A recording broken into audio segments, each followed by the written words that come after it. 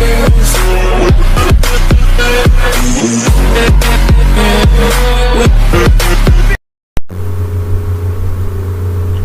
assalamualaikum warahmatullahi wabarakatuh. Salam sejahtera bagi kita semua. Oke, kembali lagi dengan saya Ali Sumatera Patoni. Di sini saya akan mengerjakan tugas praktikum yang ke berapa ya?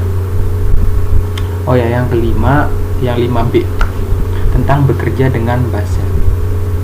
Oke, sebelumnya saya akan menjelaskan apa itu shell. Jadi shell itu adalah command eksekutif, artinya itu program yang menunggu instruksi dari pemakai, kemudian memeriksa sintaks dari instruksi yang diberikan, nah kemudian mengeksekusi perintah tersebut.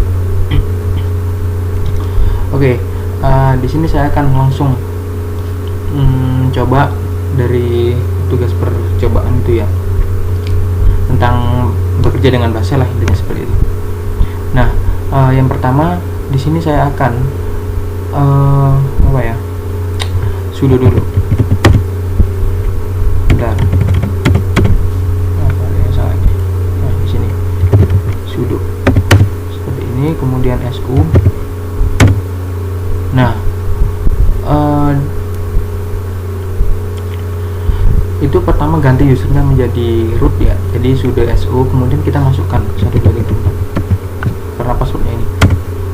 Nah, di sini itu dalam percobaan kali ini saya akan membuat file shell atau bash script menggunakan editor V. Jadi pertama kita buka editor V-nya dan masuk ke filenya. Jadi di sini saya akan mencoba V gini ya. Jadi V1 kemudian V1. Nah, lalu tekan enter. Nah, sebelumnya saya sudah pernah mencoba membuat ini ya, Yahoo program bash script. Nah, maka kita akan masuk dalam keadaan, nah ini keadaan editornya tuh. Sekarang masukkan perintah dengan menggunakan semisal kalau belum membuat ini ya, saya sudah pernah buat sih, jadi kalian bisa tekan A, I, atau O gitu. Nah, ini itu untuk menginputkan data dalam bentuk script. Kemudian echo program bash script. Nah, berhubung saya sudah pernah membuat ya ini. Kemudian jika selesai, silakan tekan escape. Kita bisa tekan escape. Kemudian kita tekan tombol seperti ini.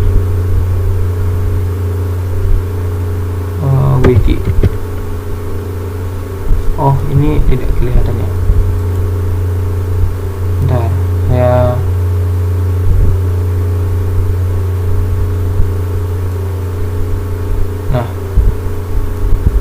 gini. Nah, ini sudah terlihat kan. Nah, kayak gini. Nah, ini wiki, kemudian kita enter. Nah, dia akan kembali ke ini, keluar dan tapi dia juga meng-save isi script yang tadi seperti itu. Nah, langsung saja di percobaan kedua, yaitu mengubah program menjadi executable. Biasanya X itu kan. X caranya kita lihat dulu apakah dia executable atau tidak. Caranya dengan klikkan ls, kemudian l begini, kemudian kita yang cek itu apa, misalkan b1.sh kita buat tadi. Nah, di sini kan rw r nggak ada x nya gitu.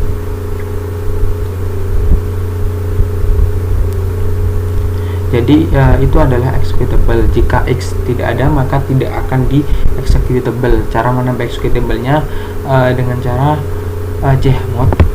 Caranya seperti ini. Kemudian kita tambah X-nya kan. Jadi kita tambah X-nya.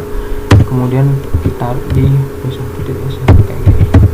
Di filenya itu. Nah, kemudian jika selesai, bentar.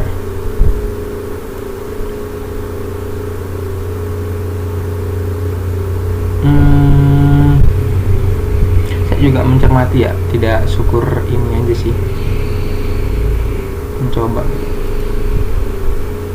Setelah ditambahkan, kemudian jika selesai kita cek apakah executable bertambah atau tidak, lalu tekan enter. Ternyata hasilnya D ini sudah executable bertambah atau tidak gitu, maka bisa menjalankan dengan cara seperti itu, bash kemudian B1 nah ini kan program bash script yang kita ketikan tadi gitu, jadi ada di ini kita tampilkan kan gitu. Kemudian cara yang lain itu kita bisa sh p1 sh kemudian p1 ini tuh bisa juga tuh sama. Kemudian kita clear aja ya, kita clear dulu. Nah lanjut ke percobaan keempat ya, membuat konveksi dalam pembuatan script cell dimana dinyatakan sebagai crash bintang slash bin slash bash ya, bash gitu ya. Kita tambahkan konfigurasi itu dalam file bash1.sh tersebut. Sekarang kita kembali ke editor V dengan cara seperti ini, V kemudian bash1.sh. nah kembali kayak yang tadi, kemudian kita masukkan file di atas, echo program masukkan ini masukkan, berarti kita bisa i, kemudian kita bisa echo kayak gini di sini, echo kayak gini. Misalkan program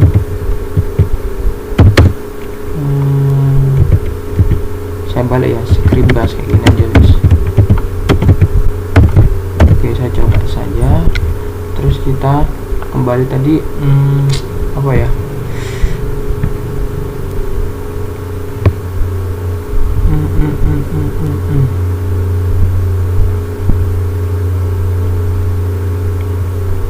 kemudian tadi keluarnya itu kita escape escape, kemudian wiki kiwi tadi, wiki kalau nggak salah kayak gini.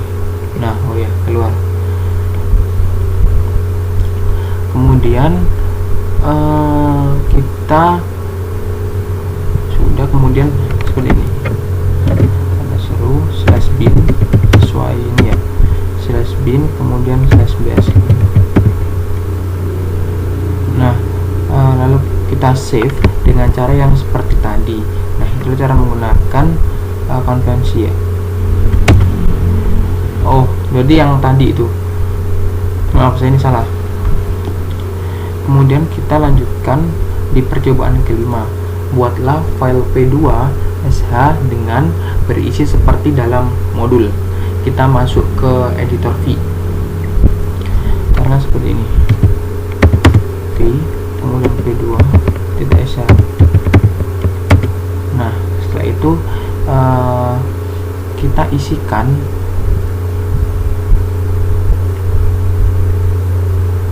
dengan seperti ini.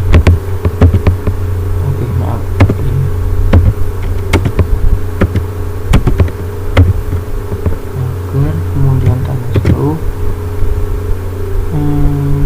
kemudian bin, kemudian bash, seperti ini. Kita coba saja ya. Kemudian di sini echo kayak gini, program 12 kayak gini. Maaf, apa ini? Maaf.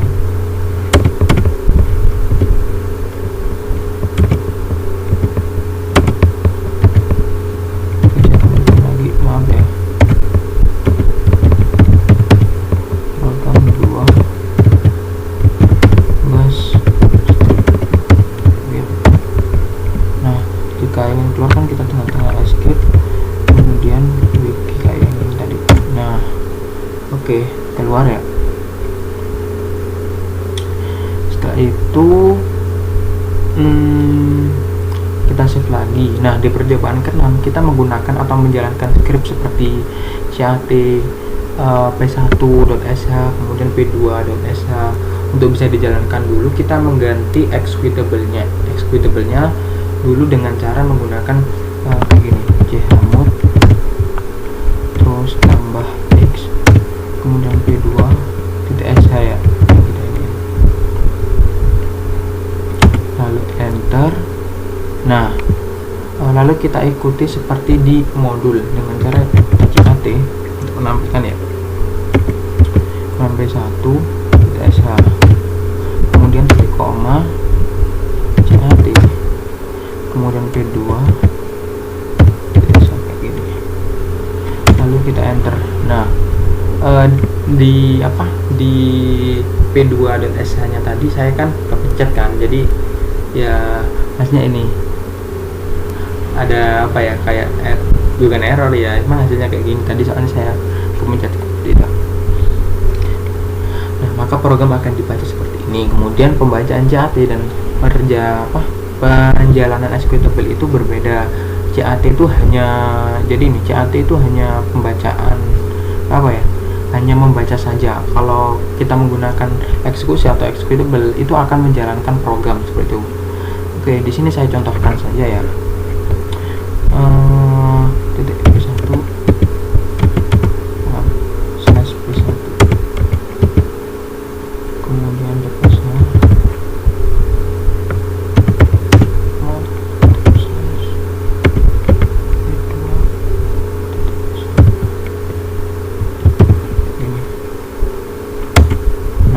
ini, maka akan tampil beda. Kenapa? Dikarenakan ya kayak seperti tadi tuh, yang kalau eksekusi yang khusus menjalankan ini, kalau CAT itu sendiri kayak fungsinya sendiri-sendiri gitu. Nah, kemudian kita lanjut ke percobaan job control ya, yaitu melihat proses yang berada pada folder dan background dan melihat mengatur ID untuk kita lihat berapa persen penggunaan program dalam sebuah Linux itu tersebut. Kita clear dulu ya, clear ini. Kemudian yang pertama kita melihat job pada foreground dulu ya, seperti kayak gini. Nah, ini maka akan tampil job-job apa saja yang berada dalam foregroundnya. Kemudian kita coba clear. Oke, setelah clear, kedua kita akan melakukan melihat proses dalam background. Jadi kita ps kemudian x kita arahkan gitu ya, jadi ke hasil yang sesuai perintah. Jadi ada x. Nah, maka akan tampil berapa jumlah proses backgroundnya. Nah, proses backgroundnya itu ada jumlahnya seperti itu. Kemudian maka akan melihat jobsnya aktif, karena untuk jobs ini ada sendiri jobs.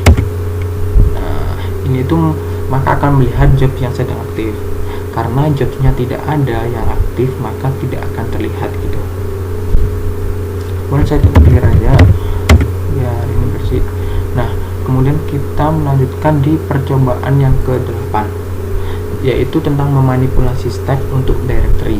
Instruksi dir ini digunakan untuk melihat stack directory pada output dan ditampilkan directory home gitu, home-nya gitu. Kita coba perintahnya yaitu dengan cara dir set begini. Nah, ya saya di home bismillah ya. Saya menamai ini Linux saya itu bismillah. Di sini saya langsung memakai Linux Mint ya, Linux Mint. Saya pakai Linux Mint. Sama aja sih kayak Linux Ubuntu. Kemudian percobaan 2 itu membuat 3 buah directory. Untuk membuat directory gampang ya. Ini kita takdir kayak gini lah. Misalkan kita membuat marketing, kemudian sales, apa ya, kemudian manager lah. Nah, berarti ini tuh sudah dibuat seperti itu. Tiga buat directory, jadi hanya memberikan spasi apa ya, masing-masing setiap nama folder diberi spasi itu, maka folder akan muncul. Kemudian coba kita clear saja biar variabel ya. Soalnya saya akan mencoba di bagian alias. Bukan alias tuh ya, alias tuh digunakan untuk mengganti perintah menjadi perintah atau kata-kata yang ingin kita inginkan. Misal kita pilih alias gini, kemudian kita alias ya, ada apa ya, delete. Kita coba saja misalkan delete sama dengan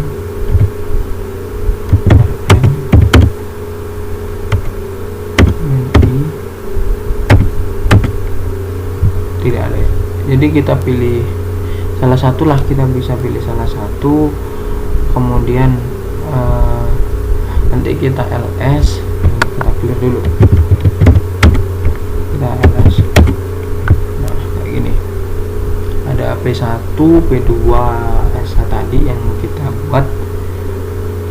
Kemudian kita akan masuk ke story dengan cara kemudian kayak gini ya, kemudian more. Nggak mau, ada salah.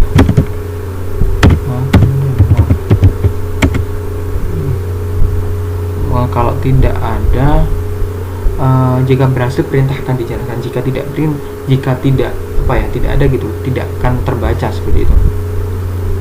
Kemudian kita lanjut ke unalias atau unalias gitu, digunakan untuk menghilangkan alias pada alias yang kita buat. Maksudnya kita akan menghilangkan perintah delete awalnya perintah rmni dengan cara nama yang pernah kita buat, misalkan alias del terus enter gitu, kita buat.